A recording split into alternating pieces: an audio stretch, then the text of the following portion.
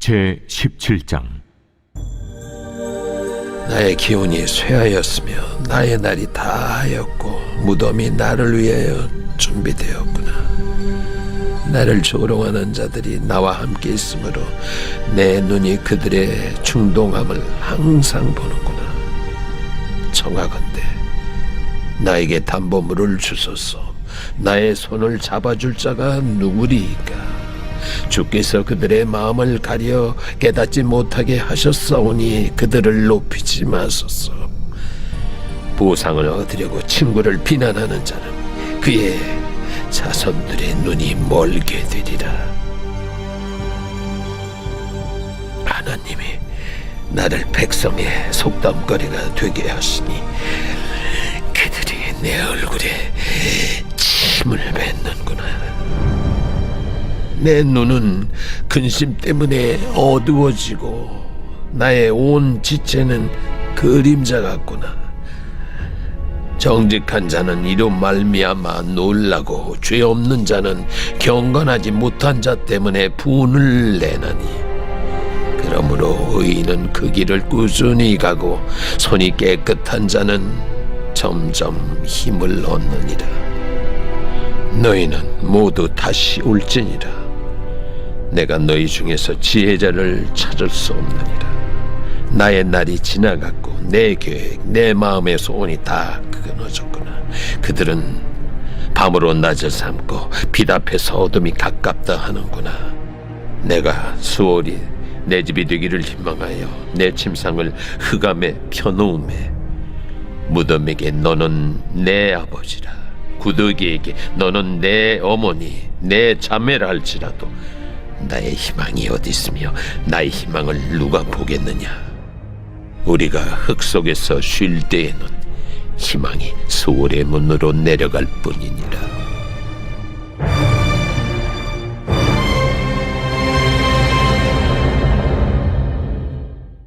욥기는 우리의 인생에서 만나는 고난의 문제를 긴 호흡으로 다루고 있습니다. 고난이 찾아올 때 사람들은 원인을 빨리 찾아 다시 평온한 상태로 돌아가고자 합니다. 고난의 원인을 자신의 죄에서 찾는 사람이 있는가 하면 타인에게서 찾기도 합니다. 이런저런 이유를 찾지 못하면 신적인 영역으로 넘기며 운명으로 취급하기도 하죠. 욥기는 욥의 고난을 통해 우리가 인생 중에 겪는 고난에 대해 보다 깊은 고민을 하게 합니다. 친구들은 욥이 죄를 지었기 때문에 고난을 당하는 것이라 하며 빠른 회개를 촉구합니다. 반면 욥은 자신의 고난이 죄로 인한 것이 아님을 강조합니다.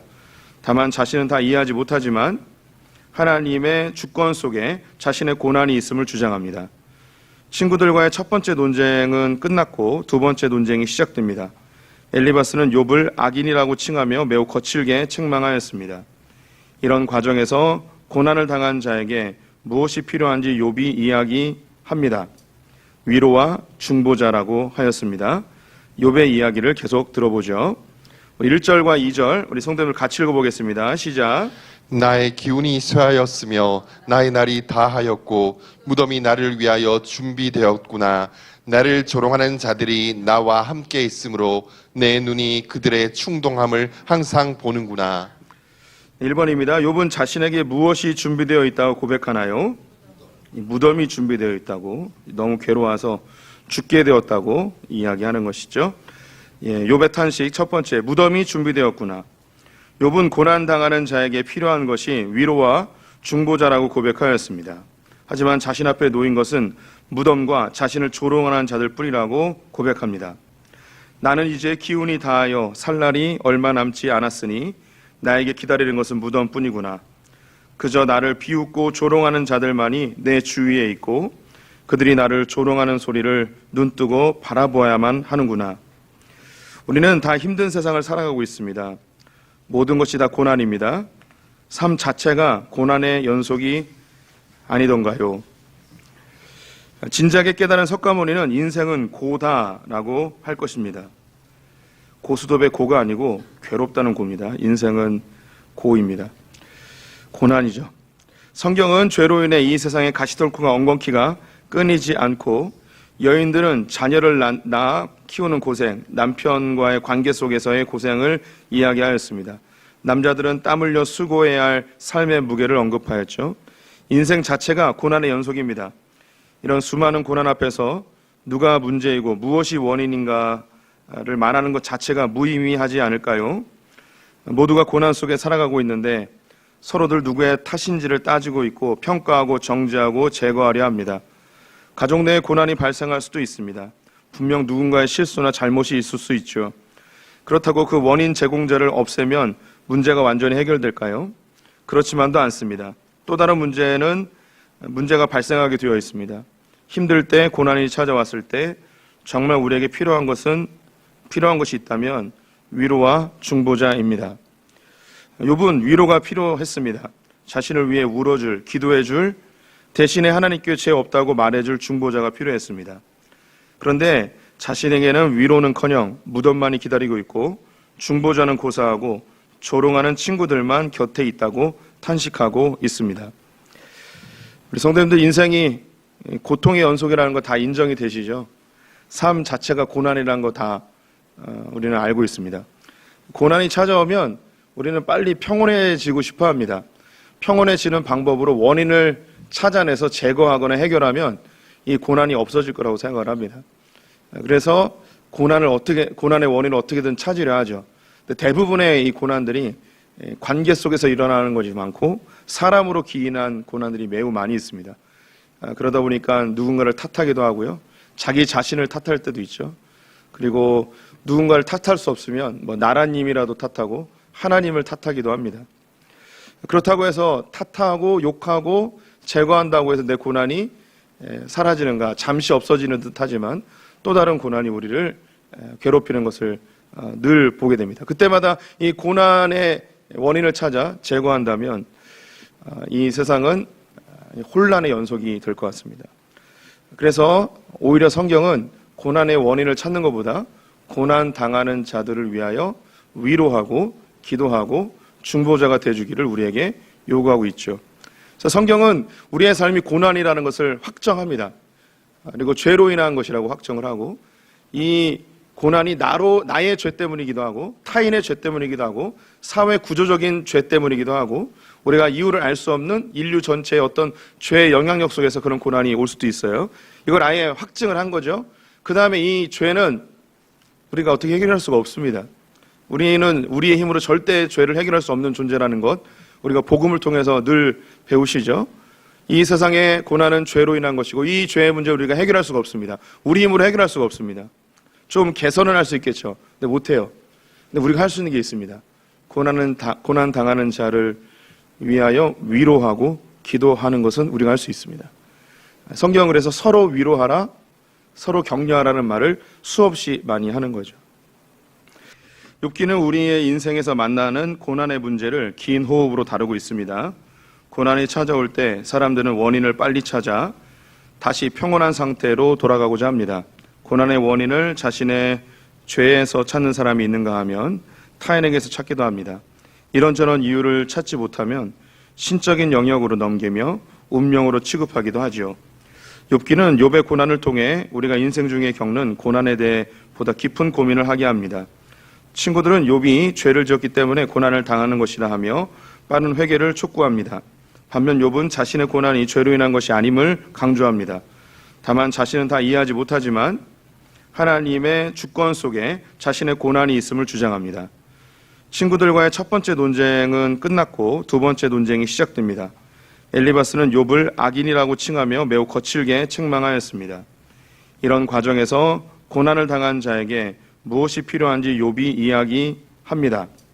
위로와 중보자라고 하였습니다. 욥의 이야기를 계속 들어보죠. 1절과 2절 우리 성도님들 같이 읽어보겠습니다. 시작. 나의 기운이 쇠하였으며 나의 날이 다하였고 무덤이 나를 위하여 준비되었구나. 나를 조롱하는 자들이 나와 함께 있으므로 내 눈이 그들의 충동함을 항상 보는구나. 1번입니다. 욥은 자신에게 무엇이 준비되어 있다고 고백하나요? 무덤이 준비되어 있다고, 너무 괴로워서 죽게 되었다고 이야기하는 것이죠. 욥의 탄식 첫 번째, 무덤이 준비되었구나. 욥은 고난당하는 자에게 필요한 것이 위로와 중보자라고 고백하였습니다. 하지만 자신 앞에 놓인 것은 무덤과 자신을 조롱하는 자들 뿐이라고 고백합니다. 나는 이제 기운이 다하여 살 날이 얼마 남지 않았으니 나에게 기다리는 것은 무덤뿐이구나. 그저 나를 비웃고 조롱하는 자들만이 내 주위에 있고 그들이 나를 조롱하는 소리를 눈뜨고 바라보아야만 하는구나. 우리는 다 힘든 세상을 살아가고 있습니다. 모든 것이 다 고난입니다. 삶 자체가 고난의 연속이 아니던가요? 진작에 깨달은 석가모니는 인생은 고다라고 할 것입니다. 고수톱의 고가 아니고 괴롭다는 고입니다. 인생은 고입니다. 고난이죠. 성경은 죄로 인해 이 세상의 가시떨구가 엉겅퀴가 끊이지 않고 여인들은 자녀를 낳아 키우는 고생, 남편과의 관계 속에서의 고생을 이야기하였습니다. 남자들은 땀 흘려 수고해야 할 삶의 무게를 언급하였죠. 인생 자체가 고난의 연속입니다. 이런 수많은 고난 앞에서 누가 문제이고 무엇이 원인인가를 말하는 것 자체가 무의미하지 않을까요? 모두가 고난 속에 살아가고 있는데 서로들 누구의 탓인지를 따지고 있고 평가하고 정죄하고 제거하려 합니다. 가족 내에 고난이 발생할 수도 있습니다. 분명 누군가의 실수나 잘못이 있을 수 있죠.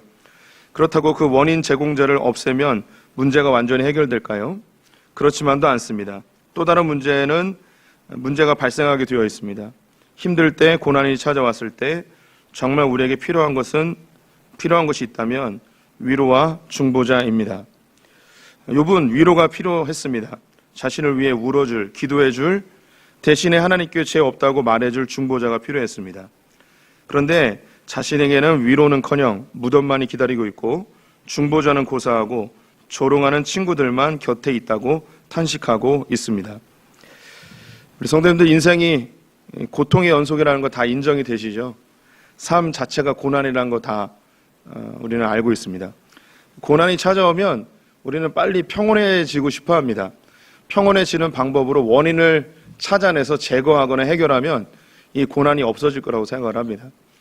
그래서 고난의 원인을 어떻게든 찾으려 하죠. 근데 대부분의 이 고난들이 관계 속에서 일어나는 것이 많고 사람으로 기인한 고난들이 매우 많이 있습니다. 그러다 보니까 누군가를 탓하기도 하고요. 자기 자신을 탓할 때도 있죠. 그리고 누군가를 탓할 수 없으면 나라님이라도 탓하고 하나님을 탓하기도 합니다.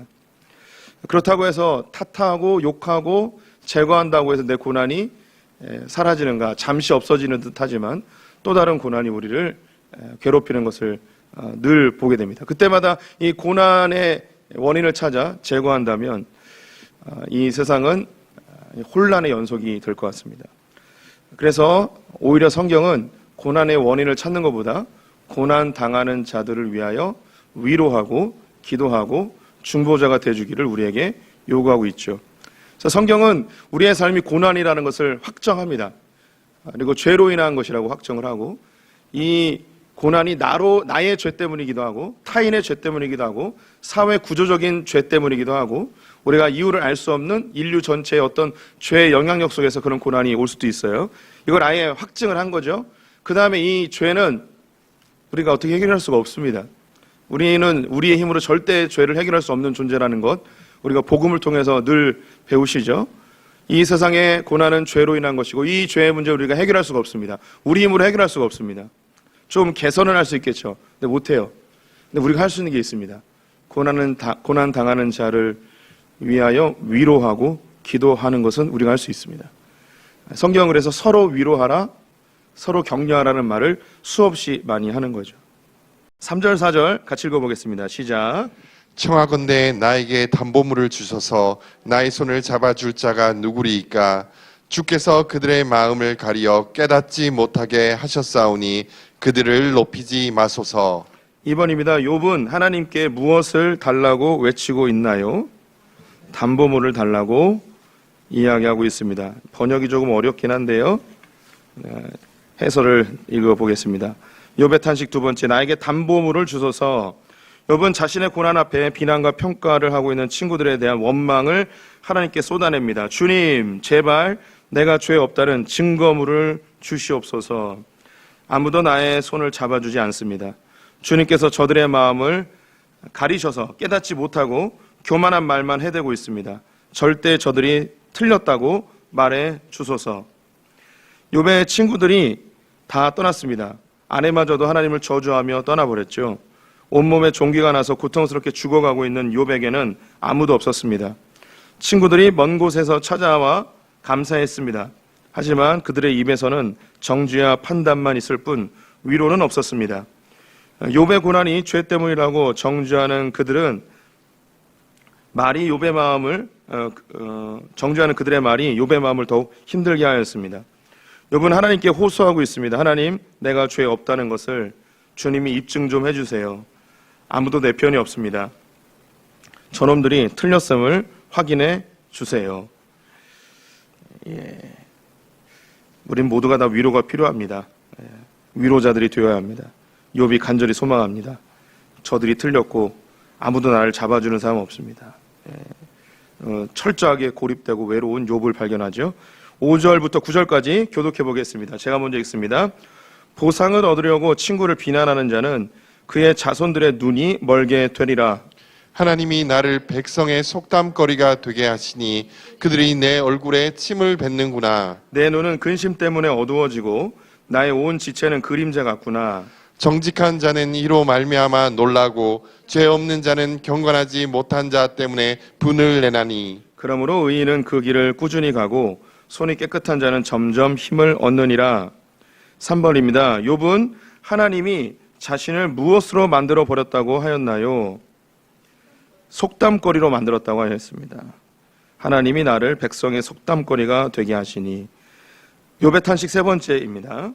욥은 친구들의 비난에 너무 힘들어하고 있습니다. 위로와 중보자가 필요한 상황인데 아무도 도와주지 않습니다. 이때 욥은 하나님께서 자신이 죄 없음을 입증해달라고 호소합니다. 하지만 하나님은 아무 대답이 없으십니다. 오히려 하나님은 욥을 백성들의 속담거리로 만들어 버렸다고 탄식하고 있습니다. 옛말에 돈에 눈이 멀어 친구를 배신하는 자는 그 자식이 눈이 먼다라고 하였지요.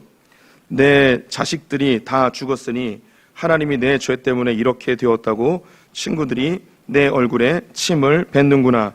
아, 미치겠다. 이 말이 사실인가? 내 눈이 근심 때문에 어두워지고 내 온몸은 그림자처럼 변해버렸구나. 정직하다는 이들도 내 꼴을 바라보고 충격을 받을 수밖에. 저들 모두가 나보고 불경스럽다고 비난하겠지. 맞아. 그들의 눈에는 의인은 그 길을 꾸준히 간다고 생각하고 손이 깨끗한 자는 점점 더 힘을 얻는다고 생각하겠지. 4페이지입니다. 자식이 잘못되면 부모의 죄 때문이라고는 생각은 고대로부터 지금까지, 아니 인류가 존재하는 한 없어지지 않을 것입니다. 욥이 살고 있던 시대에는 보상을 얻으려고 친구를 비난하는 자는 그의 자손들의 눈이 멀게 되리라 라는 속담이 있었다고 합니다. 그런데 이 속담의 모델이 자신이 되었다고 하는 거죠. 욥은 자식들이 다 죽었습니다. 사람들이 수근거리는 소리를 듣지 않을 수 없습니다. 자식들이 다 죽었네. 애비가 똑바로 살지 않아서 하나님이 벌 주신 거 아니야? 욥은 이런 이야기가 들려오면 견딜 수 없는 고통에 앞이 캄캄해질 수밖에 없습니다. 정말 죽을 것 같은 고통이었습니다. 정직한 사람들의 눈에 보기에 욥은 분명 비난거릴 수밖에 없습니다. 일반적으로 사람들이 생각할 때 의로운 자들은 점점 잘 되고 더 힘을 얻게 된다고 믿기 때문이죠. 요한복음 9장을 보면 날 때부터 앞을 보지 못하는 맹인이 등장합니다. 사람들은 부모의 죄 때문에 이렇게 되었다고 말하는 자들도 있고 자신의 죄 때문이라고도 하였습니다. 이것은 신학적 논쟁이었습니다. 이 질문을 가지고 제자들은 예수님께 가지고 나왔습니다. 예수님의 답은 이 사람이나 그 부모의 죄로 인한 것이 아니라 그에게서 하나님이 하시는 일을 나타내고자 하심이라 라고 말씀하셨습니다. 예수님은 전혀 다른 답을 제시하신 것이죠. 이 맹인은 사람들의 수군거림에 육신의 눈뿐만 아니라 마음의 눈까지 멀어버렸습니다. 도대체 내 부모가 무슨 죄를 지었길래 내가 이런 고통을 당해야 한단 말인가? 도대체 나는 어머니 뱃속에서 무슨 죄를 지었길래 이런 고난을 당해야 하는가? 이 맹인은 이 비난의 말에 갇혀 다른 어떤 것도 볼 수 없는 자가 되어버렸습니다.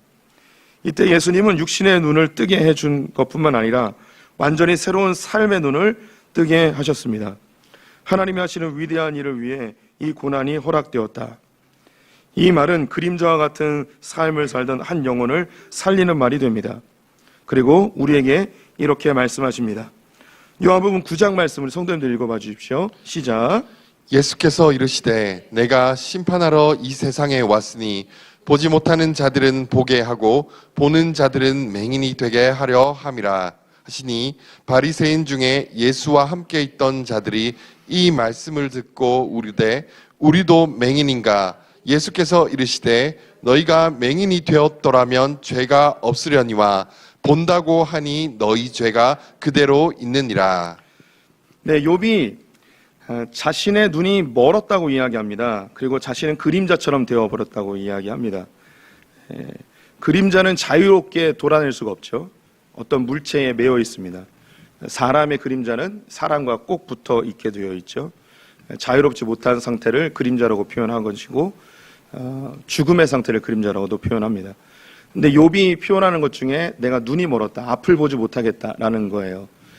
사람들이 하는 이야기들, 사람들의 비난들, 이것이 자기를 계속 묶어버리는 거죠. 속담 한 가지를 언급합니다. 돈 때문에 친구를 배신하는 사람은 그 자식의 눈이 멀 것이다 라는 그 속담. 부모의 죄 때문에 자식이 고통당한다, 뭐 이런 속담인 것이죠.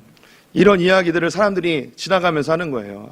욥 저놈 자식들이 다 죽었어. 하루아침에. 저희 애비가 똑바로 안 살아가지고 자식들이 저렇게 됐지. 이 소리가 자기의 눈을 멀어버리게 하는 거죠. 아무것도 보이지 않게 하는 거예요. 그 어떤 것도 볼 수가 없는 거죠. 우리가 이제 설상가상이라는 말 하잖아요. 고난은 겹쳐서 옵니다. 이게 참 안 좋은 게 왜 그러냐면 고난이 다가오면 우리의 시야가 굉장히 좁아져 버립니다. 문제에만 집중하고 다른 것을 보지 못하고 객관적으로 나의 상태를 보지 못하니 잘못된 선택을 계속 반복하게 되죠. 그래서 문제 위에 또 문제가 쌓이는 설상가상이 되어버립니다.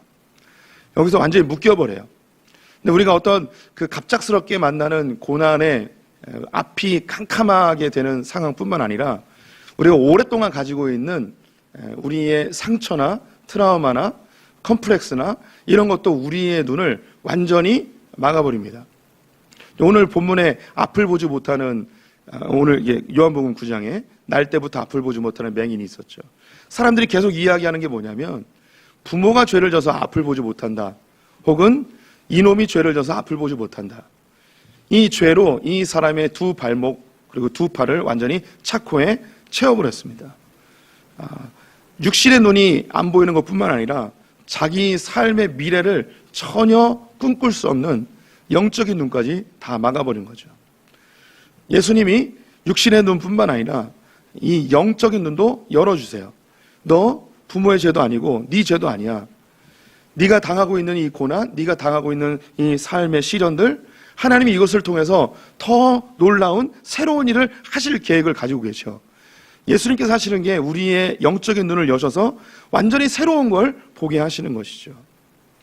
우리 성도님들도 나의 환경과 상황에 묶여서 새로운 걸 전혀 보지 못하는 우리의 연약함이 있습니다.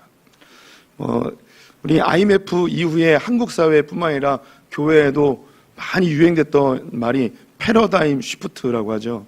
패러다임을 바꿔야 된다고, 새로운 시각을 가져야 된다고, 고난이 다가왔을 때 시각을 바꿔야 된다는 이야기를 계속 해왔습니다. 근데 하나님께서, 예수님께서 인류 가운데 해오셨던 것들이 늘 그런 거예요.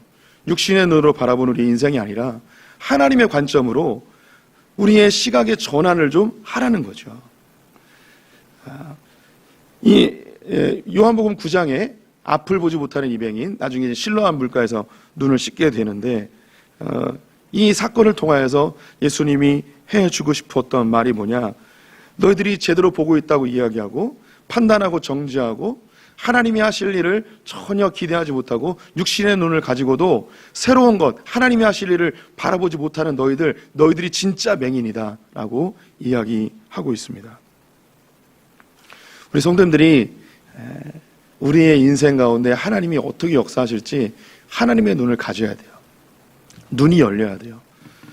제가 지난 금요기도회 때 했던 설교이기도 한데 성령이 임하시면 환상을 보고 꿈을 꾸고 예언을 합니다.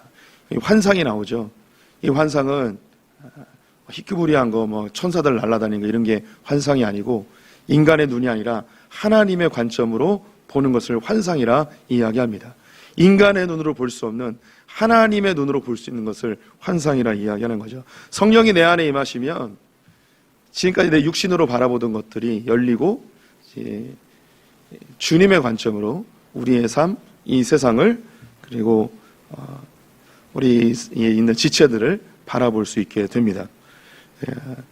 지금 이 욥은 주변 사람들이 네 자식들 다 죽은 거 너 때문이야 이런 이야기에 완전히 눈이 가리워져서 자기는 정말 죽을 것처럼 고통스럽다고 고백을 하고 있습니다. 계속 읽어볼게요. 우리가 고난이라는 장애에 묶여버리면 아무것도 보지 못합니다. 고난이 죄의 결과라고 말하는 덫에 걸려버리면 전혀 앞으로 전진하지 못하게 되죠. 고난이 누군가의 탓이라고 결정되어 버리면 우리는 원망과 분노로 인생을 허비하게 됩니다.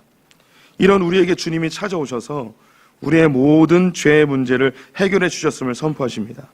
따라서 더 이상 고난은 우리의 죄와 아무 상관이 없는 것이며 오히려 하나님의 일을 이루시기 위한 도구로 바뀌게 됩니다. 우리의 상처, 컴플렉스, 고난, 질병, 환난 이 모든 것이 영광의 도구가 됩니다. 우리는 수많은 것들로 우리의 발목이 잡혀 앞으로 전진하지 못하는 것들이 너무나 많이 있습니다. 교회를 다녀도 하나님이 하실 일을 기대하지 못하고 계속 과거에 묶여있는 분들도 있습니다. 때로는 과거의 영광에 묶여있는 분들도 있습니다. 내가 예전에 이랬는데 예전에 그 사건만 없었어도 나 지금 굉장히 잘 살 텐데 과거에 묶여있는 분들, 과거의 상처, 그때 그 사람만 안 만났어도 그 사고만 안 당했어도 그 질병만 안 걸렸어도 우리의 어떤 것이 우리의 삶을 완전히 묶어버려서 앞으로 나아가지 못하게 하는 것들이 너무나 많이 있죠. 근데 주님이 우리에게 오셨어요. 우리의 모든 사슬을 끊고 우리의 어두운 눈을 밝히시면서 주님의 손잡고 앞으로 함께 가자고 이야기하고 계십니다. 그래서 우리 기독교는 미래지향적이고 희망입니다. 이 복음이 우리 안에 있습니다. 절대 과거의 상처와 트라우마나 우리의 고난에 절대 묶이지 마십시오. 지금 당하는 고난도 나를 더디가게 하는 거 아닙니다. 하나님께서 이 일을 통해서 더 놀라운 일을 하실 것을 꿈꾸는 우리 성도들 되시기를 축원드립니다. 10절부터 16절 교독해 보겠습니다. 성도들 먼저 읽어주세요. 시작. 너희는 모두 다시 올지니라. 내가 너희 중에서 지혜자를 찾을 수 없느니라. 나의 날이 지나갔고 내 계획, 내 마음의 소원이 다 끊어졌구나. 그들은 밤으로 낮을 삼고 빛 앞에서 어둠이 가깝다 하는구나. 내가 스올이 내 집이 되기를 희망하여 내 침상을 흑암에 펴놓음에 무덤에게 너는 내 아버지라, 구더기에게 너는 내 어머니, 내 자매라 할지라도 나의 희망이 어디 있으며 나의 희망은 누가 보겠느냐. 우리가 흙 속에서 쉴 때에는 희망이 수월의 문으로 내려갈 뿐이니라. 4번입니다. 욥은 극한 고난 중에 무엇을 잃어버렸는가요? 희망을 잃어버렸습니다. 희망을 잃어버렸어요. 살 이유를 못 찾는 거죠. 욥의 탄식, 나의 희망이 어디 있는가? 죽음밖에 생각할 수 없는 욥은 자신의 모든 계획, 마음의 소원이 다 무너졌다고 고백합니다. 그리고 그 어떤 희망도 없고 오직 남은 것이라고는 죽음밖에 없다고 고백합니다. 자네들이 나에게 다시 무슨 말을 해도 아무 소용이 없다네. 너희 중에서는 지혜로운 자를 찾을 수 없기 때문이라네. 아, 나의 날은 다 지나갔고 내 계획과 내 마음의 소원이 다 끊어졌구나. 내 친구들의 말인 밤이 대낮이 된다, 밝아온다, 괜찮아질 거다 하지만 내가 이 어둠 속에서 벗어나지 못한다는 것을 나는 잘 알고 있네. 내 유일한 희망은 스올로 가는 것뿐이라네.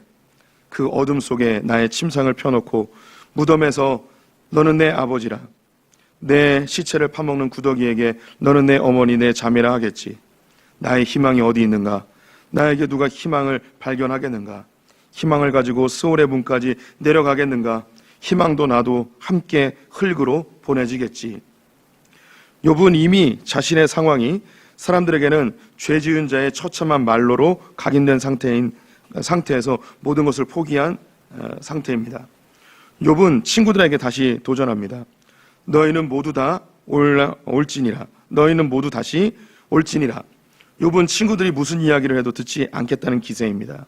너희 중에서 지혜자를 찾을 수 없느니라. 친구들이 욥을 평가하는 모든 것이 틀렸다고 선언합니다. 결국 욥은 나의 고난은 죄 때문이 아니야 라고 외치는 것이죠. 욥은 자기 나름대로 인생의 계획도 세웠고 마음의 소원들도 있었지만 이제 모든 것이 소용없다고 고백합니다. 아무런 희망은 없고 오직 죽음만이 자신 앞에 놓여 있다고 말합니다.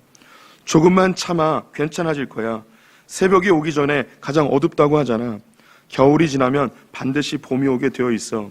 이런 이야기를 해도 전혀 귀에 들리지 않고 오직 죽음만을 생각하고 있습니다. 욥은 죽으면 끝이라고 생각했습니다. 자신의 희망도 다 사라진다고 말하고 있습니다. 흔히 말하는 죽으면 다 끝이야 라는 말이죠. 우리도 죽으면 다 끝이라고 생각합니다. 죽기 전에 내가 원하는 것이 이루어지고 내 계획이 이루어지길 바랍니다. 내 눈에 흙이 들어가기 전에 라는 말이 그런 의미입니다. 죽음은 모든 것의 끝이라고 생각하기 때문입니다. 하지만 그리스도인들에게는 죽음 너머에 있는 새로운 희망을 발견하게 됩니다. 그것이 바로 부활입니다. 종종 그런 얘기 하잖아요. 내 눈에 흙이 들어가기 전에 막내 아들 결혼하는 거 보고 죽겠다 이런 얘기 하지 않습니까? 죽으면 다 끝이라고 생각해서 죽기 전에 내가 계획하고 내가 소원하는 일이 다 이루어지길 바라는 것이 우리의 마음입니다. 예. 할머니들 할아버지들 돌아가시기 전에 아프면 내가 그래도 우리 손주 결혼하는 거 보고 죽어야 되는데 이런 말씀 많이 하죠. 그런데 이제 욥은 자기가 직감하고 있는 거예요. 죽을 때가 다 됐다는 걸. 자기도 남은 인생 가운데 계획들을 해놓은 거죠.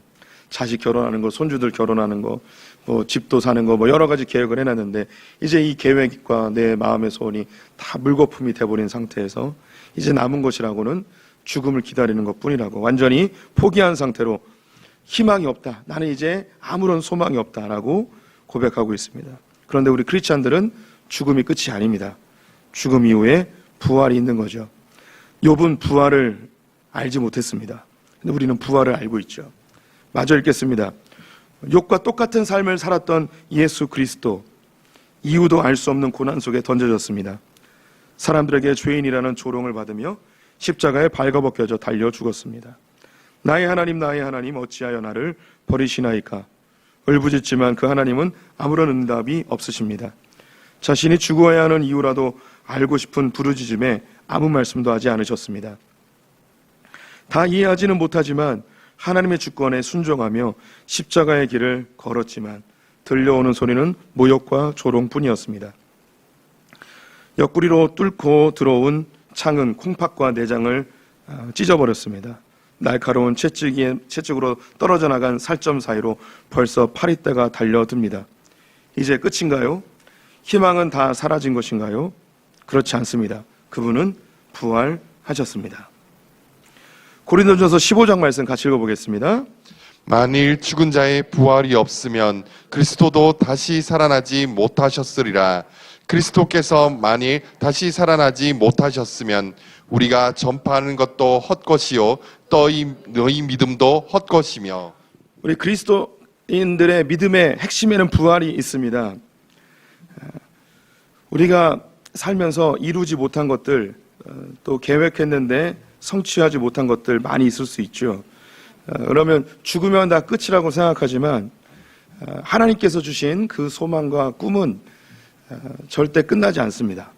우리가 죽어도 우리의 다음 후손들이 그 꿈을 이어받아서 이루어내는 것이죠. 우리는 죽으면 끝이라고 생각하고 죽음에 대한 공포 속에 살아가지만, 그래서 죽음에 대해 전혀 희망을 갖지 않고 죽음 너머의 세계에 대해서 어떤 소망도 품을 수 없는 그런 인생이지만, 예수님이 욥과 거의 흡사한 삶을 사시고, 아니 더 고통스러운 삶을 사시고 십자가에 달려 조롱을 받으며 죽으셨지만 부활의 첫 열매가 되셔서 우리에게 부활의 소망, 죽음 이후, 죽음 너머의 소망을 우리에게 품게 하셨습니다.